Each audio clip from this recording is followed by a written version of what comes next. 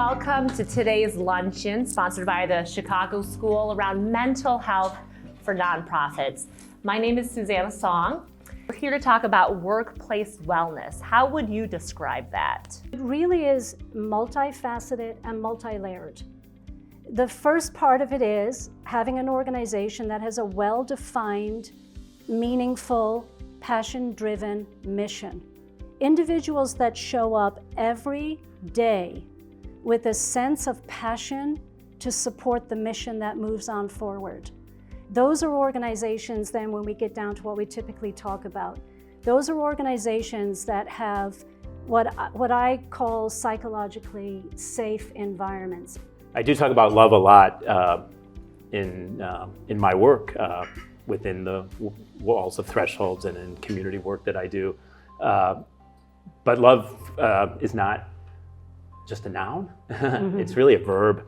And I think it's just incumbent on all of us at every level, at the CEO level and everybody in between and the person at the front desk, to lead every day with that same kind of, I use the word love, but you could use compassion or empathy or kindness or courage. But how do you show it every single day in our workplace wellness, in our workforce development, in our trainings, in our onboarding, and nobody wants to talk about money, but in how we remunerate our employees.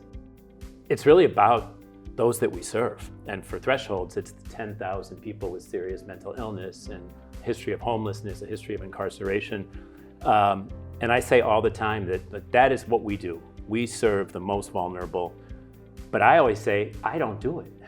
My job is to serve 1,300 people, so that the 1,300 frontline staff and back office staff have everything that they need to survive and thrive in the workplace.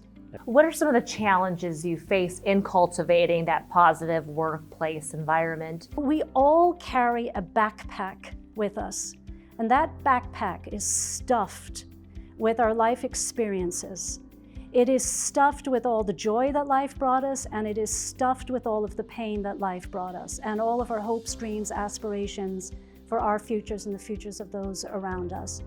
But it's also stuffed with our worldviews, with our perspectives, with our own individual issues in life, our own beliefs of what should and should not be. And we don't walk into work and take that backpack off. Not at all. In fact, the complexity of the world that we live in means that it's with us now, not only on our back, but also on our front. We have a tremendous responsibility on our shoulders to understand all of that. I think sort of acknowledging that we live in a really troubled time.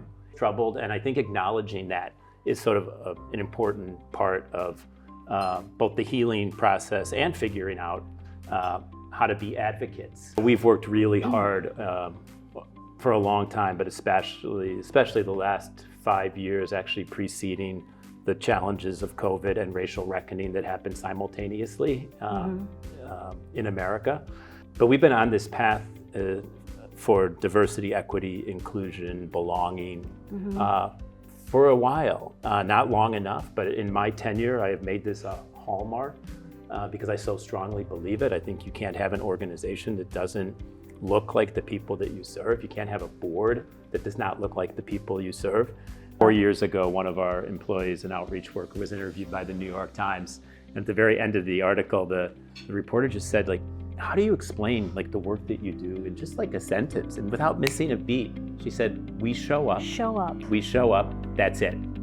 Put together cross-functional teams. Get people working outside of their silos. Put people together that have never worked with each other before.